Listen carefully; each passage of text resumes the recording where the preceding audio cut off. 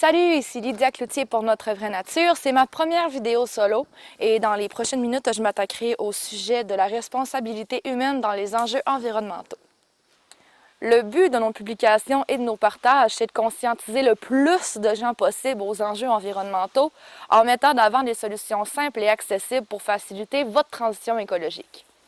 Donc, dans les prochaines minutes, je vais vous démontrer pourquoi, selon moi, il est de notre responsabilité d'agir pour la Terre. La réponse semble pourtant évidente, mais pour plusieurs, elle ne l'est pas encore. Commençons!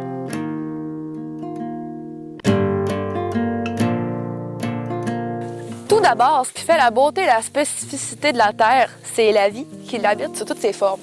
Sans la vie, on pourrait dire que la Terre est un gros caillou qui tourne autour du Soleil. C'est cette diversité d'espèces qui est issue d'un équilibre qui est très fragile qu'il faut protéger. Présentement, on est en train de perdre ça. L'humain se comporte comme aucune autre espèce ne s'est jamais comportée dans toute l'histoire de la Terre. On commence à comprendre pour la première fois de l'humanité que le sort des générations futures dépend étroitement des choix qu'on fait aujourd'hui même. L'extinction de nombreux animaux et plantes dans le monde, des changements climatiques, une population humaine qui frôle les 10 milliards, des terres dégradées, la pollution de l'air, la fonte des glaces, la montée des océans, la disparition de plusieurs milliers d'hectares de forêts, la pollution de l'eau, le plastique, les pesticides et les produits chimiques déversés dans l'eau font de la planète un endroit de plus en plus dangereux pour y vivre. Finalement, on vit dans un système qui n'est pas viable. Présentement, tu te dis peut-être, mais comment on fait pour empêcher ça? Mais j'ai envie de répondre, pour empêcher quoi? Pour protéger quoi? La consommation? La civilisation? L'économie? Ou alors la biodiversité, le monde vivant.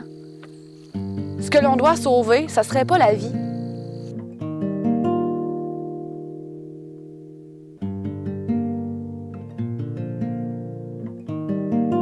L'ONU a publié cette année la 6e édition de l'Avenir de l'environnement mondial.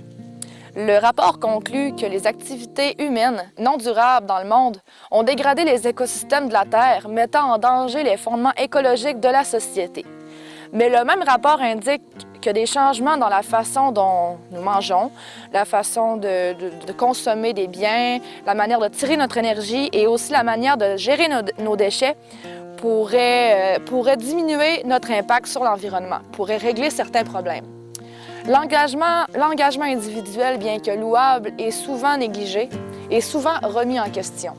Pourtant, les mentalités commencent à changer et on le remarque déjà. Assez vite, peut-être pas, mais reste que les choses changent. Faut pas attendre que les entreprises et les gouvernements daignent enfin prendre les mesures adéquates pour protéger l'environnement, même si ça donnerait un sacré bon coup de main.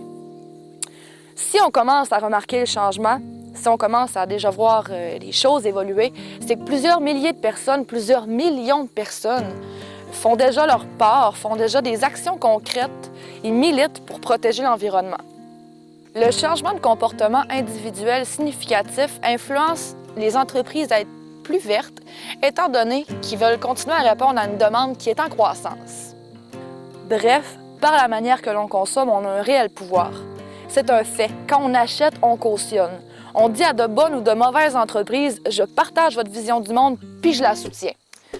Plusieurs multinationales repoussent toujours plus loin les limites de l'acceptable, autant au niveau environnemental que social.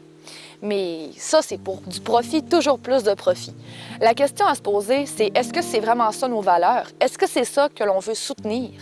L'important, c'est d'en prendre conscience à la base et avec notre projet Notre Vraie Nature, c'est vraiment ce qu'on veut faciliter. C'est ce changement d'habitude-là. C'est pour faciliter votre transition écologique. On a la capacité de détruire tout ce qui se trouve autour de nous et tout ce qui nous fait vivre. Mais c'est pas nécessairement parce qu'on a la capacité qu'on a le goût de le faire. On se comprend?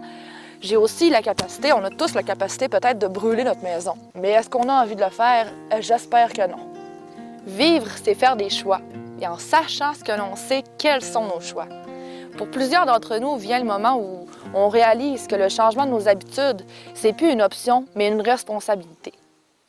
On fait partie d'un équilibre. Pourtant, l'humain a tendance à se placer au-dessus de toutes les autres espèces de la nature.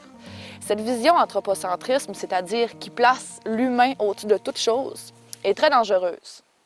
Je dis que c'est une vision qui est dangereuse, parce que ça fait en sorte qu'on utilise les ressources d'une manière non réfléchie.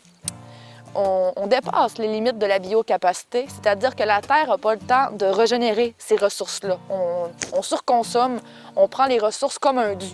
On fait pourtant partie de l'écosystème au même titre que toutes les autres espèces sur Terre et notre survie dépend étroitement de ce fragile équilibre. Il est possible de mettre en place des systèmes durables qui nous permettraient de travailler de manière harmonieuse avec la nature au lieu de toujours essayer de la contrôler. C'est d'ailleurs ce que permet la permaculture et c'est certain qu'on va en parler dans une prochaine vidéo. C'est maintenant la responsabilité de chacun de réduire ou non l'impact que l'on a sur l'environnement.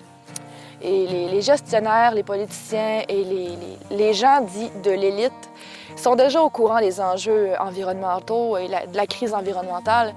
Et c'est pas parce qu'il y a un manque d'information, le problème n'est pas de ce côté-là, selon moi. Les scientifiques le disent depuis plusieurs années, on fonce directement dans un mur. Le problème, c'est le système capitaliste dans lequel nous vivons. Le problème, c'est notre consommation excessive. Et il faut changer nos structures. Parce que présentement, nos ennemis, je dis nos ennemis, c'est des structures. C'est pour ça que c'est difficile, c'est pour ça qu'on pourrait se décourager, mais il ne faut pas parce que ça serait tellement triste.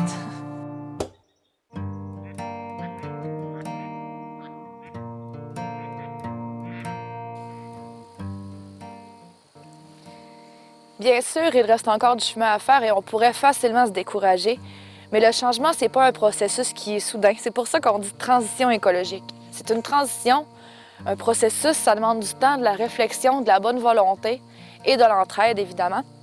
Et vous savez, l'entraide est un facteur de l'évolution. Une phrase de Pierre Kropotkin, un grand géographe, qui disait que c'était pas nécessairement ceux qui étaient les plus forts qui survivaient, mais bien ceux qui s'entraident. La question de responsabilité face à l'environnement, c'est aussi une question d'altruisme. Si on a la moindre considération pour nos générations et ceux qui sont plus démunis, qui n'ont même pas les moyens pour combler leurs besoins de base présentement et qui commencent de plus en plus à subir les conséquences des changements climatiques, et si on pense aussi aux générations futures, bien, je pense que c'est le temps de se dire et de réaliser qu'il faut coopérer et lutter ensemble pour la vie. L'entraide entre les espèces a toujours été créatrice et a amené à des niveaux de complexité croissantes au sein de l'évolution. Je pense que c'est dans notre vraie nature de s'entraider. Merci beaucoup d'avoir écouté cette vidéo qui était ma première vidéo. Donc, ça me fait plaisir si cette vidéo vous a plu. Et si c'est le cas, vous pouvez la partager, la commenter. Vous pouvez également nous suivre sur notre chaîne YouTube. On a également une page Pinterest, une page Instagram et bien sûr une page Facebook. Vous pouvez également aller voir notre site web où vous pouvez également vous inscrire à notre infolettre. Et je vous dis à la prochaine et prenez soin de vous. Salut!